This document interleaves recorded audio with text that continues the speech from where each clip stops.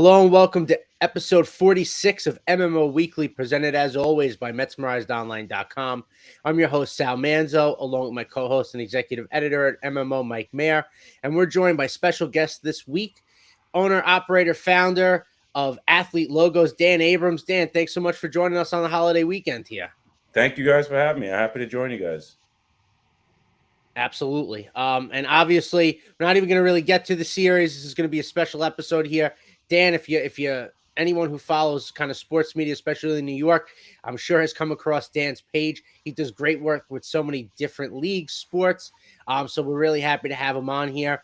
And obviously, to get started, we just want to hear kind of how you got into this. Making logos for athletes, wanting to market, help athletes represent and brand themselves. I'm just wondering how you got into that niche and where all that came about.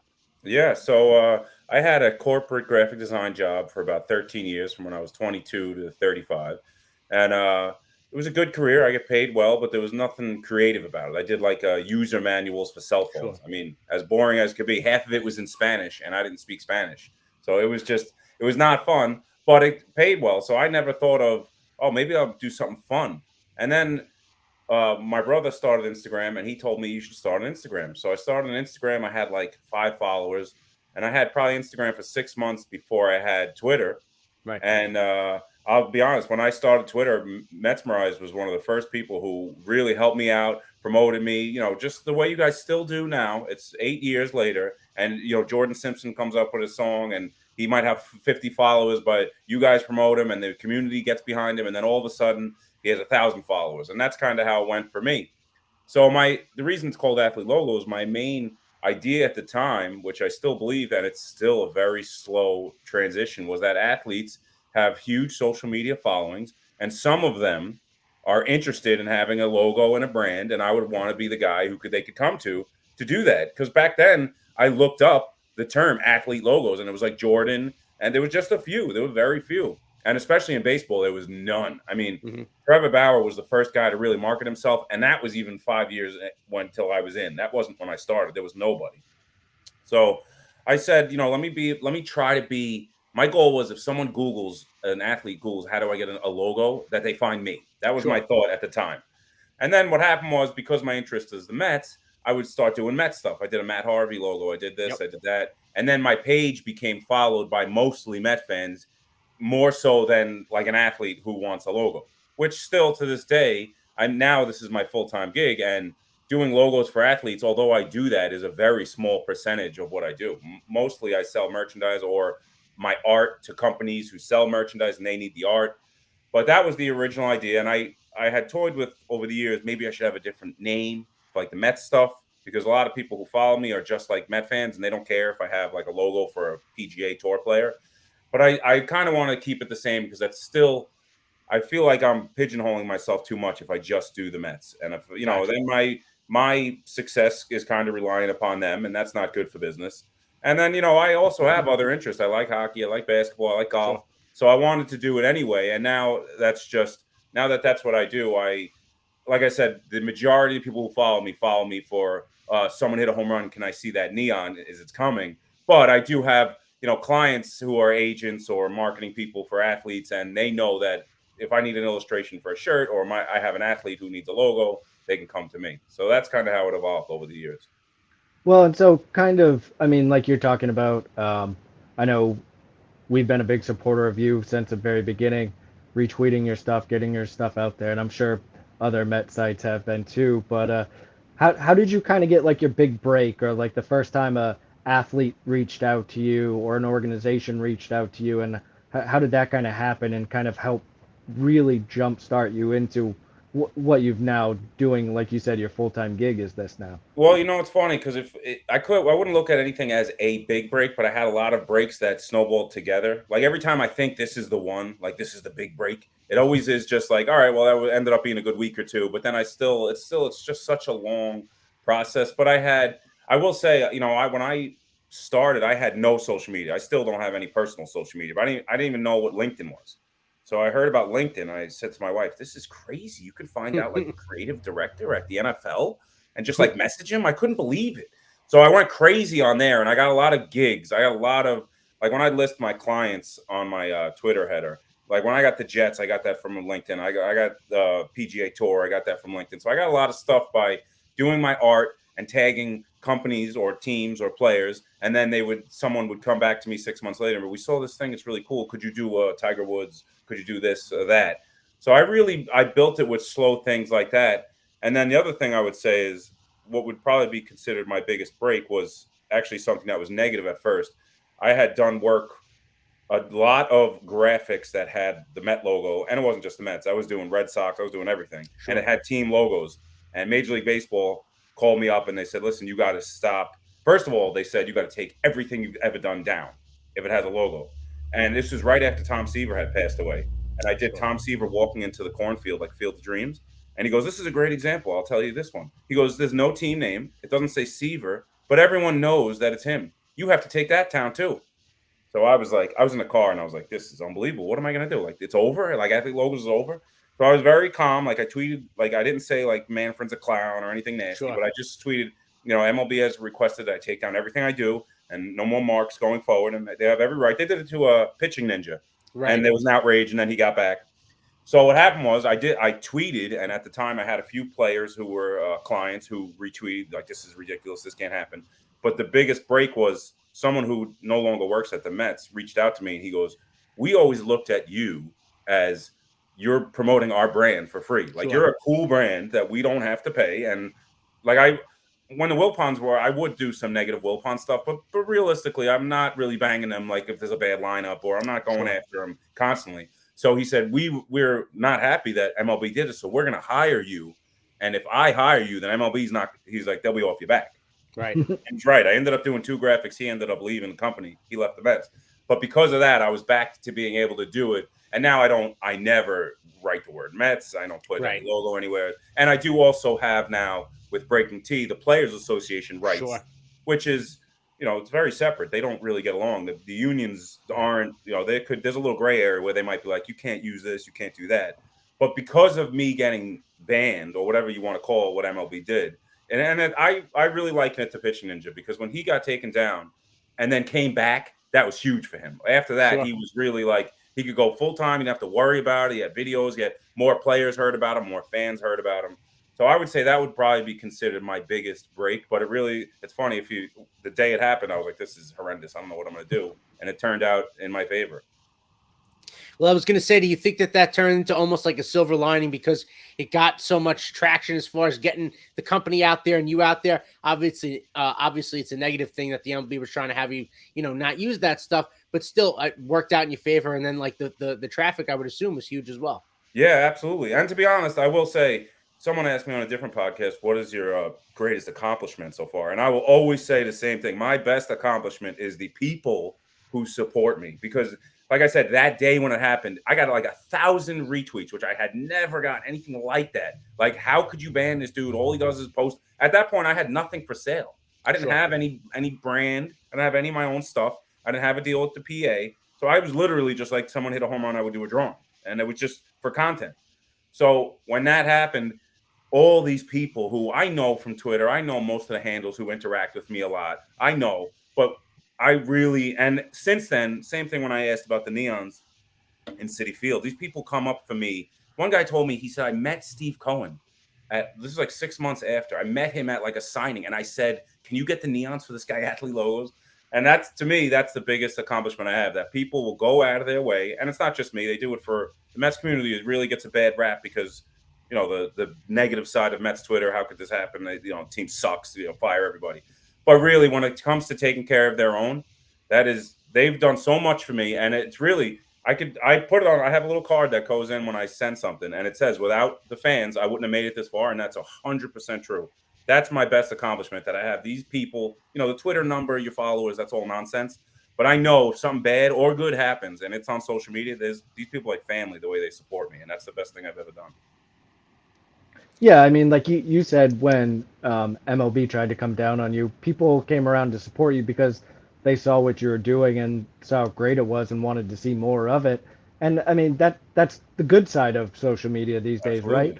Is to see that fans support. Like you said, Mets fans sometimes get a bad rap because of how negative they can be on Twitter other social media platforms. But there's also this like community of Mets fans. I mean, we see it at MMO, obviously. That's kind of what we are, or what we Right. see ourselves as a community in the comment section, and all the people that Joe D helped bring together. And that's like the beauty of it all, right? Is that's the plus side of all of this, is that when things like that happen, like MLB trying to shut you down, everyone kind of comes together and makes sure that the right thing is done. And I think that's more often than not like what happens when Mets Twitter or Mets social media sees something that's wronged, or someone that's wronged. Yeah, and I was talking to Anthony Rivera, who does the Subway to Shea podcast last week, and I said one of the things I love. I personally, I have gotten hate, or people shitting on me when I was earlier in my career, and I always said, there's room for everyone to win, even if Right. there's two guys who do the same thing. And I said to Anthony, there's probably 20 Mets podcasts, but you guys all root for each other. Like Tio Al got on FAN, and every podcast was like, "This is awesome, so happy for him." If Anthony Rivera will tweet out someone else's podcast, it's a great episode. And I do think that's unique. I think a lot of people could look at it as competitive. Why am I going to promote this podcast? I got my own podcast. But I really love that about it. Like you said, everyone will take up for each other, because the bottom line is, and I always thought this pre-social media, just about Met fans, we're all in this together. We're all basically rooting for the same goal. We've all been through the same horrendous things. We all grew up around Yankee fans when they were dominant. I mean, everyone knows what it's like to have that. So everyone do it together and root for each other. It's heartwarming. You could get emotional about it especially when it's like your career, when you take it to that level, when it's that serious to you, when this is everything you do, to have people supporting you like that, it's everything. It really is. Yeah, absolutely. I agree there. It's a unique thing, and it is the shared trauma of being Mets fans. It brings people together in a weird way. But I have a couple of questions as far as um, outside of the neon looks, right? Your illustrations have like your signature look. I'm wondering, without giving away, chicks of the trade or anything, like, how did you come up with that look to be your signature look for illustrations with everything that you do? Because it's really unique. Yeah, it's funny. I started with, I never did illustrations. I started, like I said, I did boxes, package design, Sure. ads, business cards, stuff like that. So when I started athlete logos, I started, a logo usually is like the guy's initials and his Right. number. Like, you just putting stuff together. So I had to teach myself how to do the vector illustrations. And when I was doing it, obviously, just like anyone else, I had other influences. I saw other artists. Hmm. I thought, wow, this guy does stuff really cool. And I remember, I forget the guy's name, but like the way the shading is, it always is curved. It kind of looks like a flame. It's like a little, Sure. instead of just, some people do very, like Japanese anime is very straight lines. Right. There's no curve at all. But his was, everything was like, and I started doing it that way, and I really liked the way it looked. And there's times it doesn't work. But once I got into that groove, I was like, this is the way I like it. This is what looks right to my eye. Right. And then it just became, that's just the way I do it. And then it's funny, because of all the work I do with Breaking Tea and now with my own stuff, when you do vector artwork for t-shirts, because you're limited to 3 or 4 colors, you have to Okay. figure out a way to make shading without doing 3 shades of gray or 3 shades Wow. of blue. And that has influenced the way, like when I did the babies, the Vientos, Alvarez, Beatty, the babies, it's one skin tone. They're all not the same skin tone. And the shading is blue because on a royal blue shirt. Like if I was doing it for social media, I would have done them all Sure. separate with different colors. But now that I've been so trained to think, well, if this is going to end up being a shirt, I got to design it that way. That now that really influences just the way I do everything I do now. Wow. I mean, that's really cool. And the other thing I guess I wanted to talk about, obviously you got the partnership with the MLBPA. What is it like working with the players union and all these different leagues? And I'm assuming, to get these, like, I saw your artwork for Tiger Woods with the Masters and Golf Digest, like, dealing with some of these upper echelon people in all these different leagues. Like, what's that like? Is it stressful? Is it cool? Is it a mixed bag of it depends? Yeah, I'd say it's a mixed bag. Luckily for me, most of those deals that I have are not me directly. Hmm. Like Breaking Tea has the PA deal, so I send to Breaking Gotcha. Tea, and MLBPA is the best by far. They understand that timing makes the product more successful, which Sure. they get a percentage, so they want it to do well. But I already know I've never been offered the MLB deal, right? But I know if I did get that deal, that is, you get like a 2 week until you get approval. Wow. So if a guy hits a walk-off 2 weeks from now, people are not as excited about buying that shirt as MLBPA tries to get you the next day if they can. Like the babies was a Friday night, so it didn't happen until Monday. But if that was a Thursday, the next day it would have been approved because they have a guy who knows. My job is to get, to be honest, the approval process is if it's not offensive, just approve. You know what I mean? There's no reason not to approve a guy hitting a home run or a pitcher. It's pretty straightforward. But like you said with Tiger Woods and some of the other things, the higher up you get and the more corporate it gets, the more people probably have to approve it. The more, this could be, that's why there's no LFGM anywhere near Chase Field because the corporate machine is going to say you cannot have an F. Otherwise, so I get it, but I'm lucky that I'm not directly involved. And like I said, the PA is awesome. They're really good. They want, like I said, they want their partners to do well because then they do well. So they know that that's the value. Like I said, if there was a 2-week delay, and the team goes on a bad run, you're not selling any of some guy's walk off or a great start, stuff like that. So and the other thing I'll also say, one of the things that was really good for me mentally is designing like the ghost fork or or designing things that don't have to go through the PA. It doesn't have the player's name or number, because when you do that, then there's no oversight at all. Like I said, I'm not going to do anything offensive anyway, but I don't have to worry that I got to send this to MLB headquarters, wait 2 weeks. I can just come up with my own design, put it on my website. People think it's cool, they'll buy it. And that really is it's like a struggle to try to think that way, as opposed to just Alvarez hits a home run, let me do Alvarez hitting a home run. Although there's cool ways to do it. And a lot of t-shirt brands know that that's the space they got to be in. So speaking of the ghost fork, like we've seen some of the Mets wear the shirt. We've seen, well, I'm not sure if we got a photo, but we heard like Darvish wore it. Yeah. So how does that feel for you, like to be able to see guys wearing that like before a game and stuff? And do you remember kind of the first time that happened, or the first product that had happened where the players were wearing it?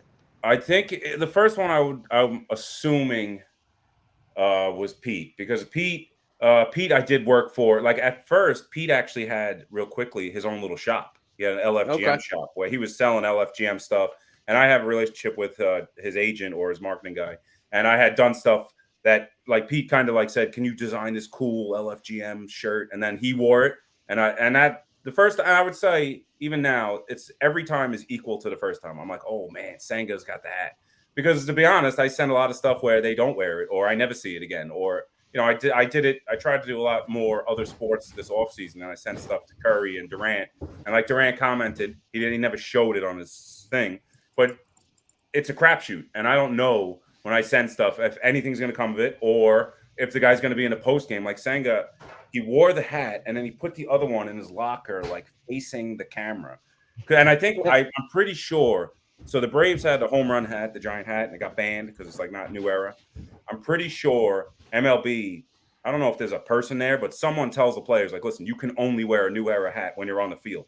It has to be, they pay to be able to say the only hat on, whatever. So I'm pretty sure he's not allowed to wear that when he's warming up because he's on Citi Field grass. But he thought to himself, they're not going to bother me in the press conference. I'm going to put it on to support this guy. And that's so incredibly generous and thoughtful of him to do that. So when that happens, every time, whether it's like Sauce on the Jets, put up the neon sign. Like I said, I have this thing where I will not ask for anything. I will not ask. I will never say, could you wear this, bro? Could you tweet this? I'm not doing it. I don't want to be a nuisance. I'm sure they get stuff given to them all the time. I don't want them to think, oh, this fucking guy again. So I don't do that at all. So anytime they do promote it, I'm floored, because it's truly just a generous thought by them to do that. That's really cool. And it feels like things become successful like organically, right? And things like that, that's awesome. I guess we were talking before off camera, I guess before the show started, and I was asking you a little bit about just any challenges coming across as far as on the branding side to help athletes that way. What are like some challenges that you come across as far as trying to not educate athletes, but show them that, to make more money and to put themselves out there, things of that nature, they can maximize their name and their brand while they're, playing and insignificant, so to speak? Well, there's two things. The biggest one, I think, and like I said, don't have any personal social media. I don't like it. I don't want to be on chatting with strangers about my personal life, putting my kids up. It's not for me. So I totally respect the David Wrights and Jacob deGroms who want none of that, who are like, dude, don't even. But the guys who do want it, there's two things. And I think I was talking to you off before we started. Baseball is a little slow compared to like football and basketball, just their personalities and the way it is in the clubhouse. They don't all have, at a basketball game, what they wear into the arena is a million views. I mean, they think about that. They're planning it even on like a Tuesday night game. It's just a different culture. And baseball lags, and then other sports like hockey and golf are even further behind, where they're just, it's almost like looked at as, dude, are you really promoting yourself? Like, I really think that's what they would say if like Zibanejad came out to a game and he had like a Zibanejad shirt. Like the players would be like, bro, come on, are you killing? What are you can't do that. But that's the one thing. And the other thing I would say from both the players and their agents' point of view is they all think that it's this it's a big to do. Like, oh, I got to stock shirts and I'm gonna have to ship it out of my house. And they don't realize like nowadays, well, you can get that fulfilled by so many, like Amazon does it. There's so many ways.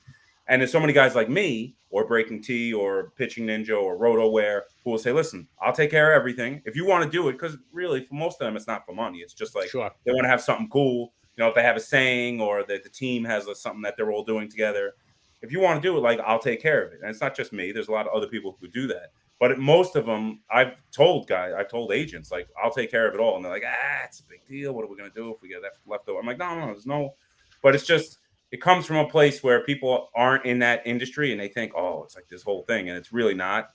And like I said, I do think, I thought it 8 years ago. I still think it now. I think it will become more and more prevalent where guys, because you could tell the younger guys, the guys like Alvarez and Vientos and Beatty, they're much more acclaimed. And even Pete, when he first came up, they're much more into like their Instagram and having, or a lot of them play video games. They play Twitch, they stream and they want to have something cool.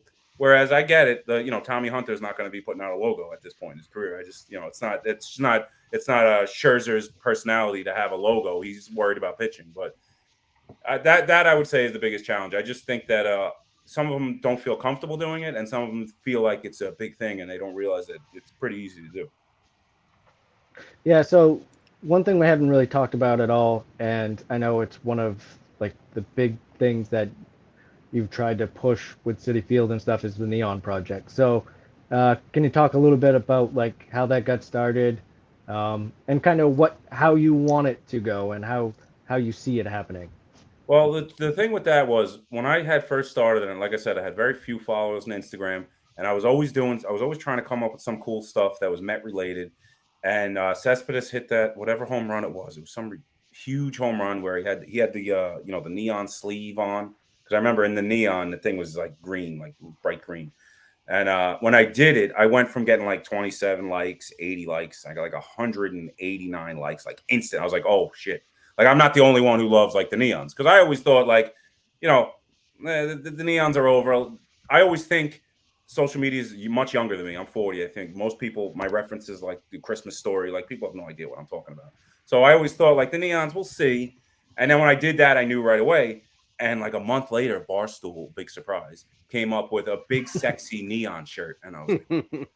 And I said, well, let me think about this realistically. I can't trademark it. I didn't even come up with it. Some dude did this Shea Stadium ones in 1984. So I can't say I'm the only neon guy. And you can't really trademark a style anyway. But I said, what I want to do is become the guy where everyone knows. I said, the internet will police it for me. Like if Barstool came out with a neon now, people are like, dude, that ain't right. Come on. Athlete always does neons. So that's when I started doing, I said, every win. Because there's a guy, Joey Paints, who does watercolor paintings. And back then, what he was doing was every win would be in color and every loss would be in black and white. And his stuff is incredible. He designed the '86 jerseys with the racing stripe. He's been around forever. But that's what made me think, well, how could I do this? More than just the epic ones. So I said I'll do one for every win, and I could, some of them are a middle reliever, and some of them are hysterical. But over the years, it actually happened. I've probably done 700 or 800 of them, where people now think. A lot of people get confused with the original ones. They think I did them. And I'm like, no, it was gone. They were gone from whatever year for 15 years. No one did anything. And then I was the first one to say, well, let's not just make them generic. Let's do specific moments and specific things. So I feel like I've gotten there already now in terms of just being like the neon guys. They wrote New York Magazine wrote an article, and the neon guy.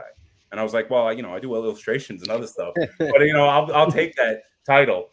But when it comes to what would happen, I have a feeling that Steve Cohen is going to want to build his own stadium as soon as he is allowed. That's my guess. My guess is the city had something to do with Citi Field, and there's got to be. You can't just build a new one right away. I'm guessing at some point he's going to want to have a non-Ebbets Field stadium, and maybe I'll get a chance then, because I don't think I'm going to get it now. I don't know. It could happen at any time. Anything could happen, but I don't know. To me, and his mindset, the way he is, the amount of money he has, if I bought this team and fans are kind of on the side of this is a tribute to Ebbets Field, and his whole thing is bringing back the history, he could do it in bits and pieces at Citi Field, or he could do what Jerry Jones did and said, I'm going to have the best stadium in the history of baseball. And I'm assuming, I don't know this, and now there's the casino deal also, but I'm assuming that there's some sort of statute of limitations that he can't just do it tomorrow. You know what I mean? Because I think if he could, he would be like, oh, we're going to unveil the plans. It's going to have a retractable roof. It's going to have this, that, and the other. You know what I mean? Yeah. I don't know. Like I said, that's just a guess. But if I'm Steve Cohen, I want my own stadium. I want it to be the way I want it. Like the guy did with the crazy home run sculpture in Miami. Sure. My team, it's going to be the way I want it. Citi Field's awesome. I love it. I'll say this I always say about Shea Stadium, I don't miss it. It has the best memories I ever had. But it's not just that it was a dump. You couldn't watch the game from anywhere. If you were online, you missed it. Or you had the radio and a 19-inch TV when you were watching, if you were getting a hot dog. Citi Field is tremendous. But it is not a Mets stadium. It is built to look like Ebbets Field. That's the bar. And the rotunda is Jackie Robinson. So maybe one day, hopefully I live long enough to see my neons in there somewhere. But you never know. And if not. That first time I tweeted that, I really thought I'd get 50 retweets. People, like the people who really follow me, like, oh, that would be cool, bro. And I didn't realize, like, everyone who grew up going there was like, dude, I missed the neons. Like, I was a little kid and it was so big. Everyone has the same memory. They were so big. I saw them from Grand Central. So it would be great if it ever happens, but I'm not holding my breath. I don't know if it'll happen. Oh, no, that would be awesome. I was going to ask to wrap things up, what would be your dream project in the future? But I think we got our answer here. So if the Steve Cohen ever decides to do a Jerry World, I think we know who we're coming to well, if he wants, you never know. You never know. Absolutely. But listen, I think we're going to wrap things up here. We don't want to keep you obviously all night. This has been great. I'm probably going to get off after we get here and buy some stuff, get on the website, Thank you. Get a couple of things. But we really appreciate you coming on, Dan. Can't wait to have you on again. We got an appearance by Mike's dog to end the show. That's great. We get views with dogs. Everybody loves that. So I think that's a good place to wrap up. Thanks a lot for coming on the show. To everybody else, tune in next week. We kept it positive this week, but I probably won't be next week because the Mets lost to the Rockies. We'll talk about it another time, though. But until then, everybody, let's go Mets.